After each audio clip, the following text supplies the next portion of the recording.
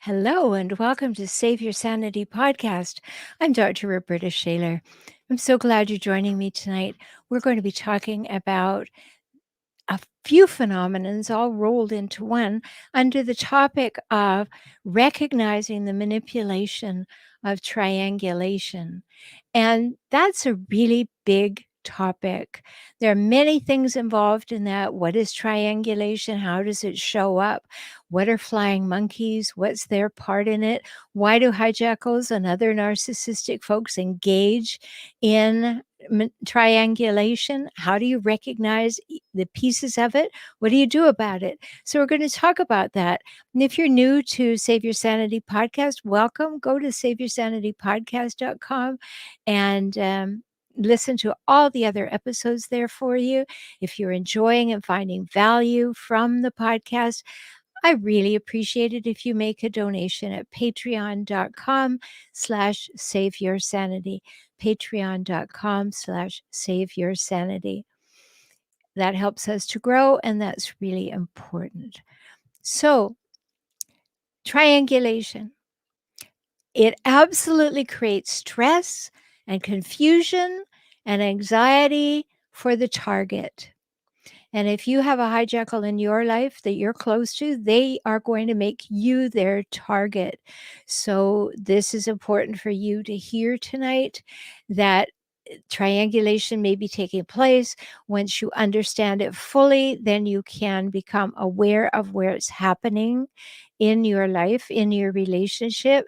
It also creates stress, confusion, and anxiety for the people who are engaged to be flying monkeys, because they're not exactly sure what to do, but they get lured over to work on behalf of the hijackal. And I'll talk about that later on in the podcast. So triangulation draws away attention from the abuser as well as from the issue. So it's diffusing the issue, confusing the issue, putting out different points of view, suggesting things like lying or manipulating or being crazy. And all of these things play into triangulation. And it takes away from the conflict between two people by bringing in another person. And hijackals of the narcissistic variety, they attempt to control the flow of information.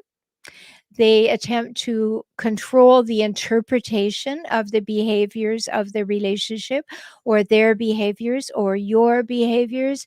And they also like to control the nuances. They like to decide what's important, what's not important, and put that out to other humans.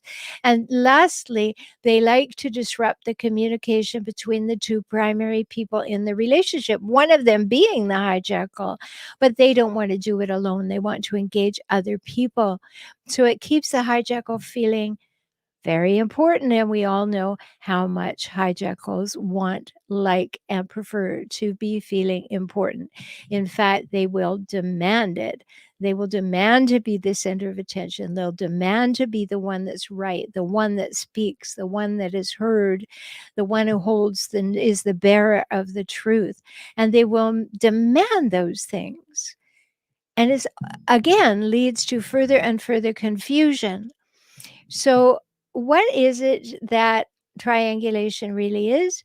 Well, when it comes to a hijackal, it's when a toxic person, like a hijackal, narcissistic person, antisocial person, brings a third person into a relationship in order to help the hijackal remain in control.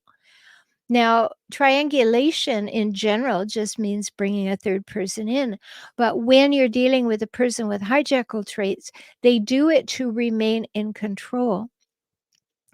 And so they draw other people into the conflict. In fact, they will set it up to create further conflict by having another person come into the relationship or know about the relationship and keep you and that other person separate while feeding different stories. So they are bringing a third person into the dynamic of the relationship in order to affect the communication. And I say that very generously because they want to affect the communication. No, how they want to do it, they want to do it by controlling the communication. They want to be the one who decides on the stream of information, the flow of information, the truth about the information. They like to tell the third person only part of the information or their spin on the information. And because they keep you apart generally, they can feed different streams of information to different people. Now they're counting on the fact that that third person they've brought in is going to go and talk to other people and spread the story they want spread. And so those people that they want to spread the stories are what we call their flying monkeys. And it's important for us to understand that. And I'll talk about that, as I said, in a while. But triangulation can be positive. You know, I'm a therapist and mediator by training. I'm often the third person brought in to help with a conflict, not to set one up the way toxic people like to do, but I'm brought in order to help two people resolve an issue. That's very positive. But in the hijackals world, it's negative because they engage family and friends to be on their side. They want to have that person convinced that they are right and you, the target, is wrong. They and will go so far as to tell your family, she or he is having great difficulties, but it's all right. I've got them. It's good. I will take care of it. I will put up with it. I won't blame them. I will nurture them. Don't you worry about them. I've got them. And so therefore they isolate you from those people in your life who were there, hopefully, to support you. So they take those people over, in a sense, haul them all over to their side. And that's their intention, to set all your family and friends up against you eventually.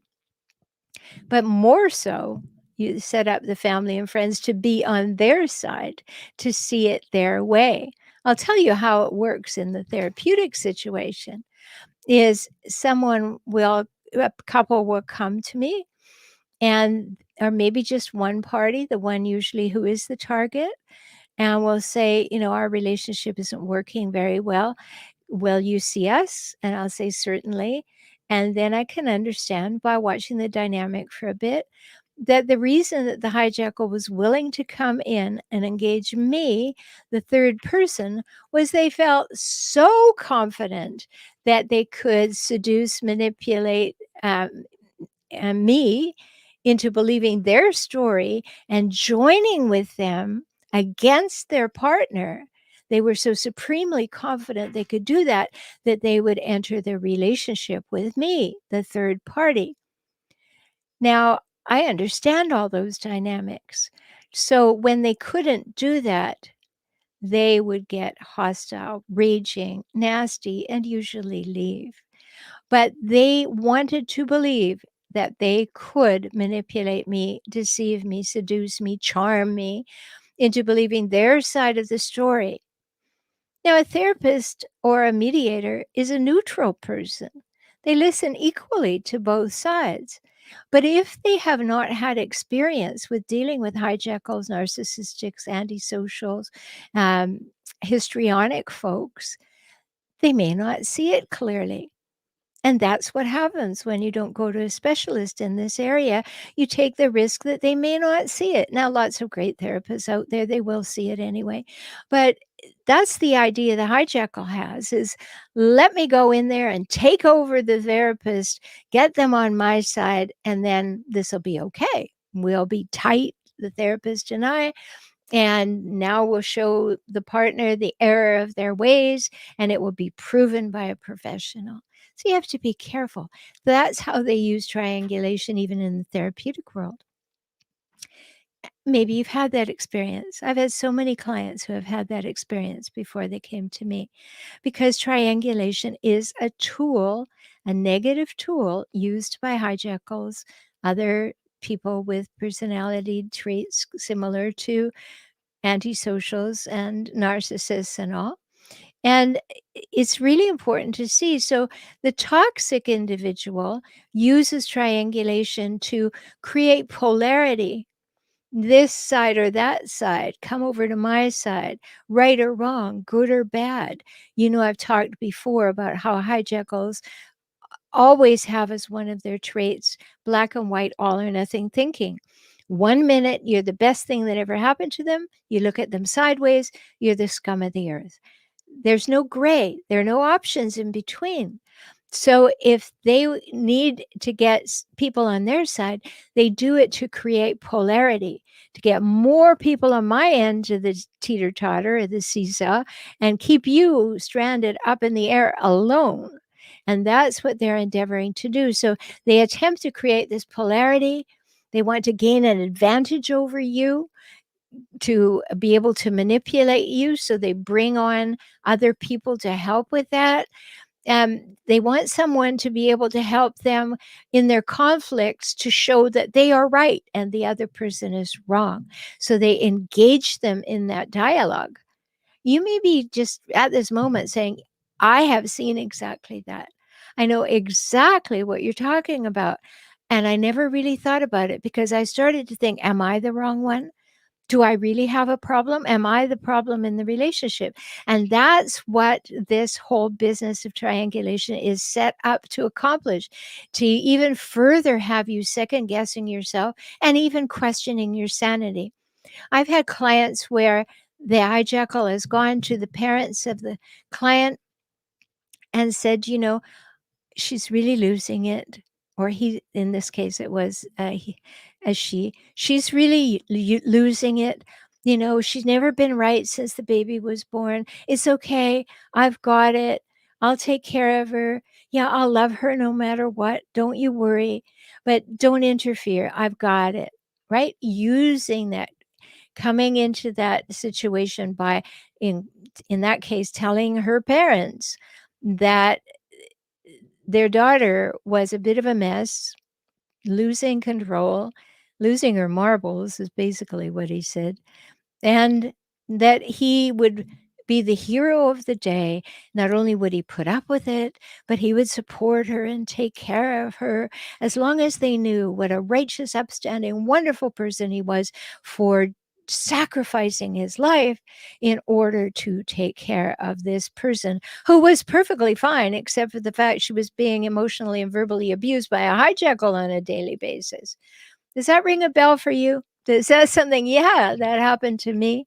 Well, you may be a victim of triangulation and not really have seen it that way before. That people are ganging up on you because they made them into a gang to gang up on you. So they play family members against each other. And you think, oh, the hijackal and my dad are getting along really well. That's great. And then all of a sudden, your father says something to you that sounds really off, and you may not realize where it came from. But there was this little triangulation occurring. So now there are two against one. And that builds and builds because hijackals want to create discord. They want to create disruption. They want to create confusion. They want to create jealousy. They love that. And so they will make up stories. So they'll tell a half truth to the third party, little part of the truth, and then they'll slant it with their own spin. Meanwhile, it's not far enough off so the person accepts it. I've said so many times in other podcasts, I'll just remind you here that hijackals are the absolute kings and queens of what I call the plausible lie. They say something that has just enough truth in it that it could plausibly happen and be right, but it really makes you question it.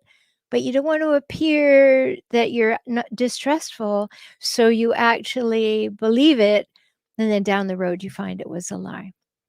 Have you had that experience? They're very, very good at doing that. The plausible lie. I actually did a podcast on the 4 kinds of lies that hijackals tell. You might want to look that up. If you go to my website where you find saveyoursanitypodcast.com, you can look at the little magnifying glass and do a search and find that particular podcast on lies. You will find that. So hijackals also enjoy the attention. They enjoy even being by themselves and saying, "Look what I've done. I've set these people up against each other. I've built up support over here against that person. I am ostracizing my partner or ostracizing my sister or brother or whomever it is. I am pushing them out and I'm taking their place, and I am taking control of the relationships, the ones that I am using to manipulate as the triangulation, and I am manipulating my partner, probably manipulating the rest of the world too in various ways because they look so great on the outside, right? That when you say, oh, this person is just a disaster at home, they say, oh, how can you say that? They're so wonderful in public. And you know what I say, hijackals paint a public picture of perfection and at home provide a private place of pain. And that's very difficult for some people to understand that that's going on, and even more difficult for them to believe that that's what's going on. And that can be very distressing to you if you're caught in that situation because people don't want to get involved. They don't want to believe it. They don't want to believe that they can be fooled by somebody. Maybe you don't even want to believe that you've been fooled by somebody. But I hope you've been listening to my podcast and YouTube channel long enough to know, yeah, we get there organically. Uh, just from our history, we will end up in these places. It's not that there's something wrong with us, it's just that we haven't learned this part yet. And as we learn it by listening to the podcast or the YouTube channel, you start to say, oh, I see where that came from. I see where that happened. I see what to do about it. And because you can, you will. Maybe not in a hurry. Takes a while to process this stuff. But as you begin to see it, hopefully you can't unsee it. And these things will add up and begin to make ultimate sense to you. Because the hijackal wants to triangulate. And one of the things they like to do is to tell different stories to different people, and they stir up controversy and confusion and conflict. And then people are arguing about the story that they've been told that is true. And now we have people arguing over whose truth is a little more true. And then we get loyalty issues. All of these things begin to build up. Gets really ugly in some cases. Some is kind of under the radar. But, I'll give you an example from my family. I met a man, fell madly in love. I think I was 23, 22 maybe when I met him. Fell madly in love, probably more in lust, but madly in love. And then I realized that, oh, there were a lot of things that didn't add up very well. I didn't like this and I didn't like that. And he got cancer and we walked through that. And then, we'd been together quite a while. And I'm observing things that I had said, okay, well, he's ill, but he got well. And eventually I said, I don't want this anymore. And I ended the relationship. And I went happily on my way for about 8 months. Meanwhile, I'm getting stories from my parents and my godparents, to whom I was very close. Oh, he's come by. He brought us flowers. He invited us to this. He talks about you so lovingly. He is such a wonderful man. And I heard it, and I heard it, and I heard it. At this point, I'm 23 years old. And I am hearing that my parents are suggesting that this guy is a catch and a half. What am I doing? What am I thinking by kicking him to the curb? Aren't I cruel? Aren't I awful? This man is so sensitive and he loves me so much that I must be a despicable person. Well, I didn't know anything about hijackals and all the stuff I know now, but here's how I learned it. And I learned what it feels like on the inside because I married that man.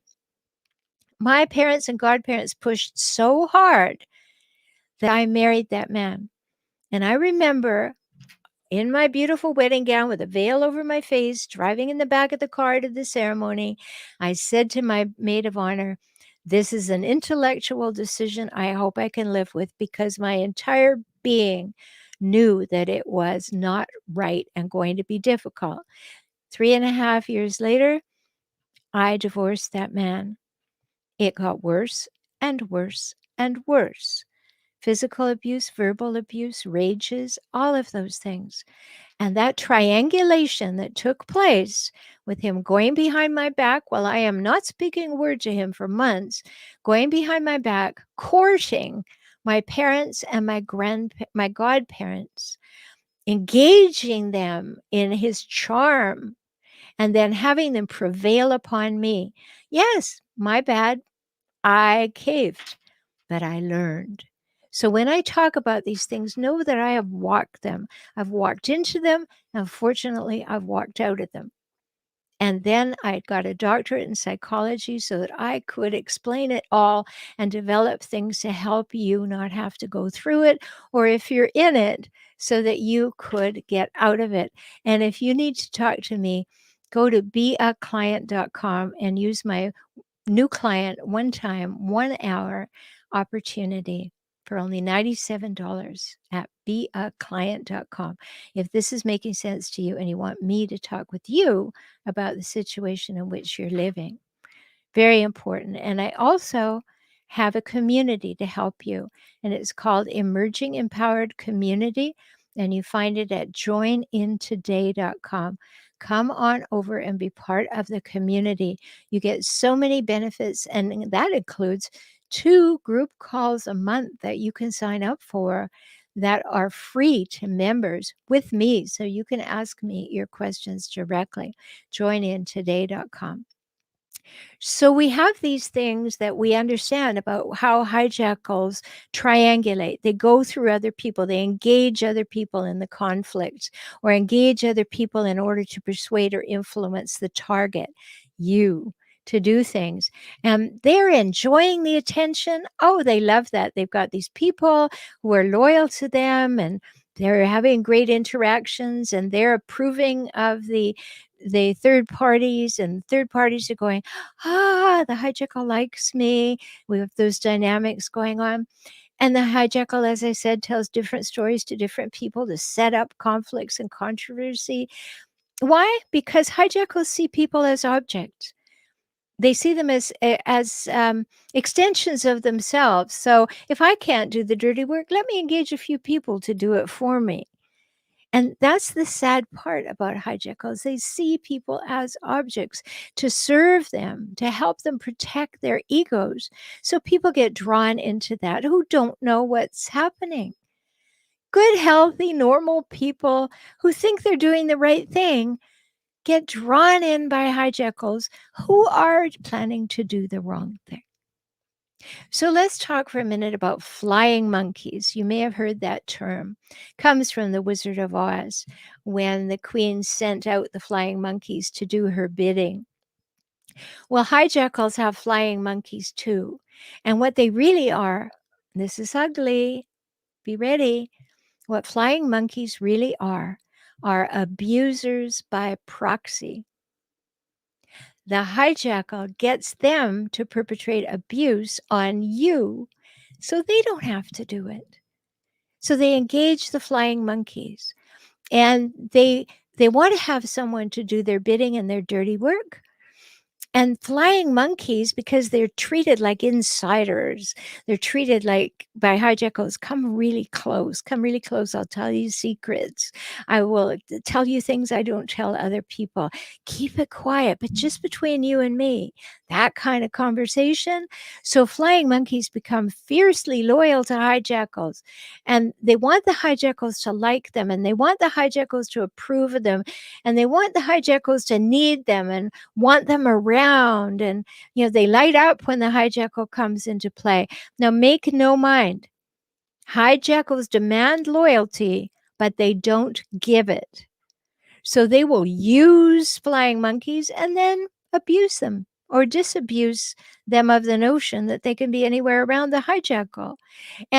And the flying monkeys are used to spread gossip, and they're used to spread disinformation and lies, outright lies, and to create alternative stories.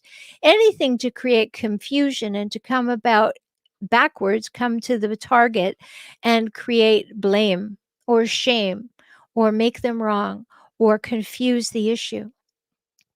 So hijackals really hope their deep down hope is that they can get your family and friends and keep them for themselves. Take them away from you, isolate you from your family and friends, and bring them over to be the hijackals flying monkeys. Does that make sense to you? Isn't it sad? It's really sad. And if it's making sense to you and the penny is just dropping, I know how disheartening that can be. It's really sad to think that who you thought was on your side could be drawn away from you by the hijackals and their manipulations and lies and deceits and seduction. It's really, really sad because they really want to do that. So just as I found myself married to the wrong person, knowing it was the wrong person, but wanting that conflicting loyalties make my parents and my godparents happy, make them think that I understood that they were right, that they saw the real person and I didn't. You might have been caught in something like that too. Don't spend a moment blaming yourself. That just happened because that was your level of understanding at the time, and that's changed. That's changed because you're listening here. You're hearing new information. You're understanding how these things work. And heaven knows we don't want to have to know how these things work. We want to live in a world where we don't have to protect ourselves from hijackals. I know that. But the fact is, we do have to protect ourselves. And so, knowledge is how we wake ourselves up to the need for protection. And the hijackal really loves to wear the victim mask. They just love to do that while they have targeted the most easily controlled of your friends and family against you. And then they play the victim. Oh, I had no idea. Well, I didn't say that to that person. No, I would never do that. And so now they play the victim. And they are the wronged parties, and they are the ones in distress. You shouldn't be, because poor them. And sadly, hijackals discard flying monkeys after they've perpetrated the damage. But sometimes they keep them around for a long time because they do such a good job for them. So they like those flying monkey pets. So, do you have a grasp now of triangulation? And where it actually maybe become more clear that it has happened in your life and how it happened and why it happened? Because that's what this podcast is aiming to do. I want you to understand the triangulation and how it is a manipulation of all concerned. And once you recognize it, yes, you're going to have some grief because you're going to recognize you have some loss. And you may try talking to those flying monkeys or those third parties that have been brought into the conflict and say, that's not true. But flying monkeys have been taught to be fiercely loyal to a hijackal. So you may have the grief of realizing that one of your parents or your siblings or your best friend or whomever now no longer is available to you because they don't believe you anymore. They have been used by the hijackal in the worst of ways and turned against you because they wanted the admiration, the approval, the like, they wanting to be around the hijackal. Hijackals are very seductive in that way. And it could have all gone sideways. And I know how awful that feels. I really know how awful that feels. So I'm here to help you. And if you want my help directly, go to beaclient.com. If you'd like to be part of the emerging empowered community and learn all about this, no matter what stage you're at, whether you're just recognizing you're with a hijackal, you want to clarify whether you want to stay or go, you're in the process of leaving or you're recovering after, or even wanting to know how to date after you have recovered, you can do that at the emerging empowered community at joinintoday.com. Joinintoday.com. So triangulation is something we don't want to be caught in. We need to see it and then step out of it, do our best to do that. And by recognizing that it exists, I hope it will help you calibrate what's happened to you in the past or is happening right now and say no to it. So until we talk again, take very good care of yourself and find where you may have been triangulated and treat yourself I know you're precious, and I hope you treat yourself as though you are every minute. Talk soon.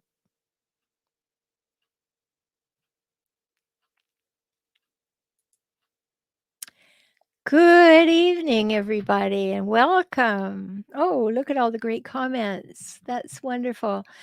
Please do put your comments in here. I'll just say this once. After there are 30 seconds of no more comments, I disappear. Without warning, I say goodbye. So if you have a burning question or you have a comment, be sure to put it in there. Hi, Anna. I love that name that you've chosen. It's so clever.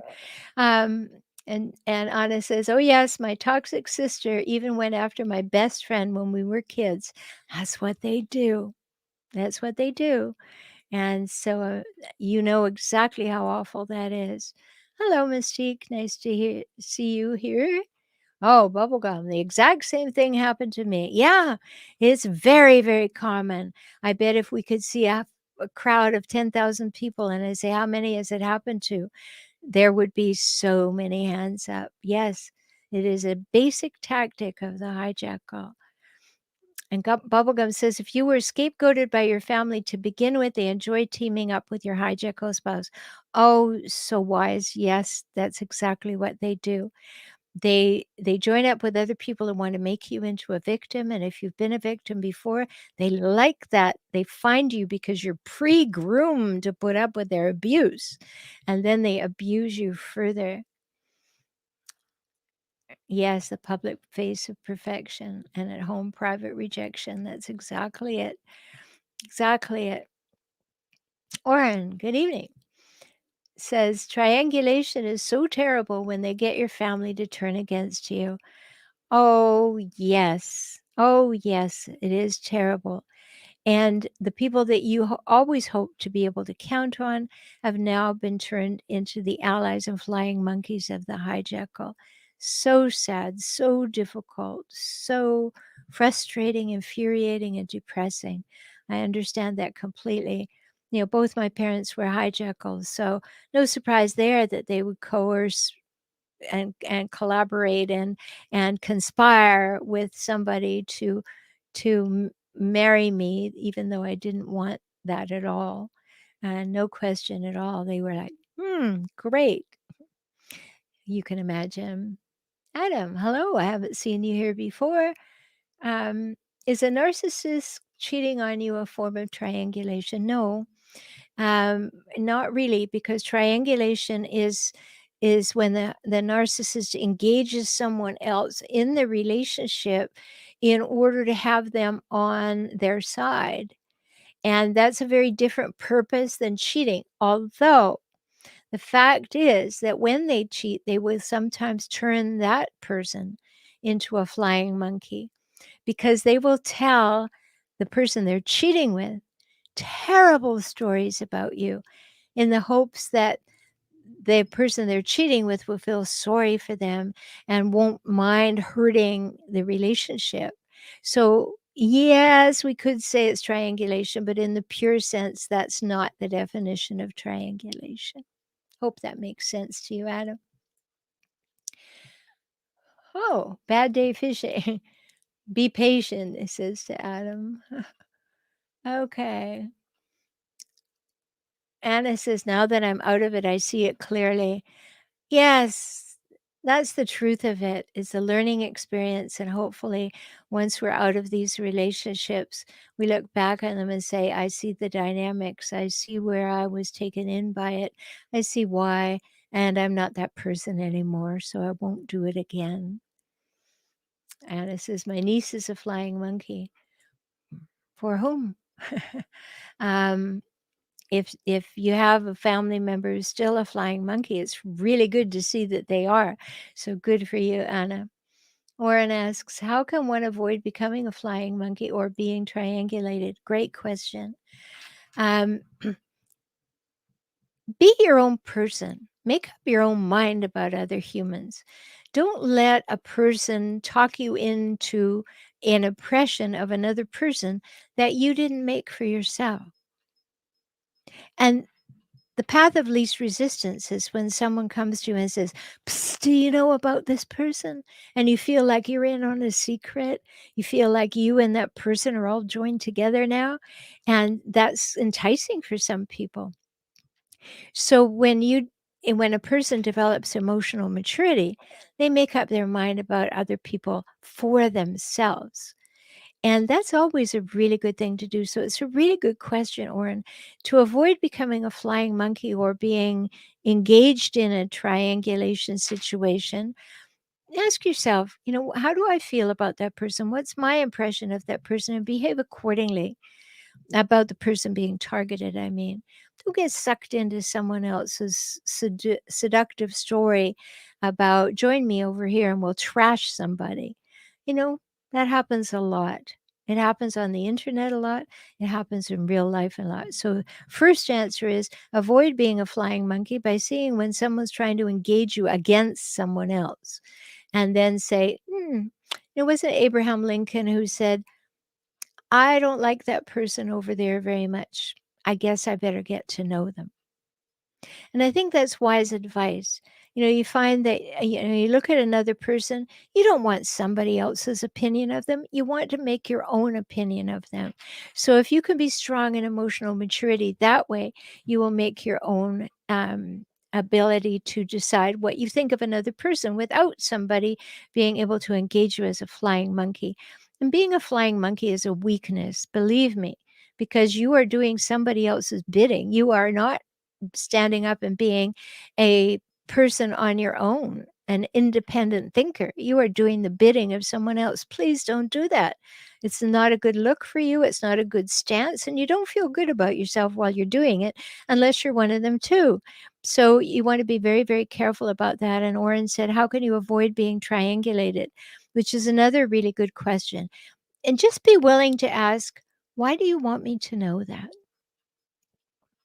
Just ask the hijacker, why do you want me to know that? Why is it important to you that I know that? You'd be surprised how much that can set a hijackal back. Because then what they'll do is they'll try to engage you in 2 or 3 other ways, and then you will see the play. So that's how you can avoid being triangulated. Bubblegum says the experience opened my eyes to the fact that I had been raised in a toxic environment. Yes, it seems very familiar, doesn't it, when you've been raised in a toxic environment? Like, well, this is the way it is. This is the way people treat each other. This is the way alliances are made. This is all strategic. Yeah, this is what happens, but it's not healthy. But if you've been raised in a home like that and you haven't noticed, then you will just think that this is normal. And the good thing about it is you get to decide what's quote unquote normal for you, not somebody else's idea, and certainly not doing the bidding of a hijackal, because all they want are people to fan their flame. They're not going to help you in any way. Know that for sure. Bubblegum says, are my sessions one-on-one via Skype? No, they're via Zoom. But same thing. When people want to work with me, they can start with that new client opportunity at beaclient.com. And when you select that and you engage that session, you choose your time and you receive confirmation emails, 3 of them, to remind you of the Zoom link and the time. So they're all on Zoom and they are one-on-one. Okay. TZ. I don't know what that means. There's hashtag superfacts. I'm not sure what that means, but maybe you can tell me. So here we are at the time when there are no more comments.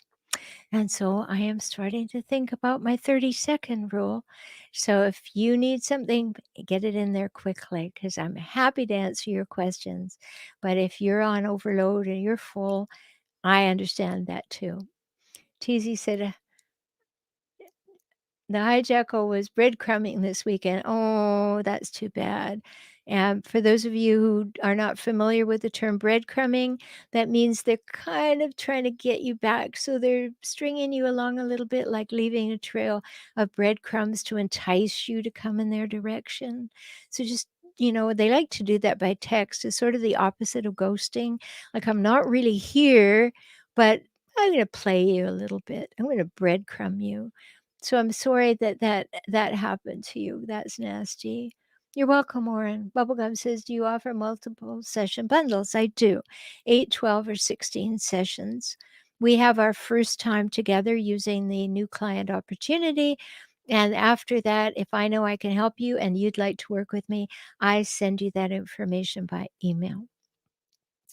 Oren says triangulation is a way to divide people. Oh, yes, it's the divide and conquer technique for sure. How do I get a bunch of people on my side so we can ruin that person over there that I say I love? Oh, it's nasty stuff, nasty stuff. And so if you've experienced that, you know how nasty it is, how awful it makes you feel, how it makes you second guess yourself and question your sanity. So difficult, so unhappy making. And don't beat yourself up if that's happened to you. Now that you know more, you can do differently. And that's important. Really important. Don't spend any time saying, "Oh, why didn't I see it?" or "How could I be so foolish?" or any of that, because once you know this, listen to as many of my podcasts or watch as many as my videos as you need to say, "That's what I'm dealing with. And I need to make decisions about this." Because once you know that, you are on your way. And this is very, very important. So if you're being triangulated, it could be something that's been happening for quite a while. You may have a hijackal partner who's been getting your dad on their side forever, your mother on their side forever. And sometimes you say, "I think they like my partner better than they like me." Watch. That's a sign of triangulation. Your partner is joined up with your parent in order to have double the power over you. That's triangulation. Or it says, "How do you do differently with siblings? Just cut them off?" Well, it depends on the siblings. I've done some shows to talk about the different effects of siblings in a family if you had a hijackal parent. Um, because some of the siblings will be scapegoats and some will be golden children and lost children and black sheep, and they'll have different experiences of the relationship. Um, but if you have a relationship with a triangulating sibling, you need to declare your independence. I'll make up my own mind. I make my own decisions. To be able to speak up to that person and say, "No, I don't believe that. Actually, your perception is not the same as my perception, and I am not going in that direction with you." You need to start being assertive, and then maybe you can make better decisions about it after you've been assertive, to see if they do change, if they do have any respect for you. And if they don't, you don't want them around anyway. Just because you're related to them doesn't mean that they're people you like, right?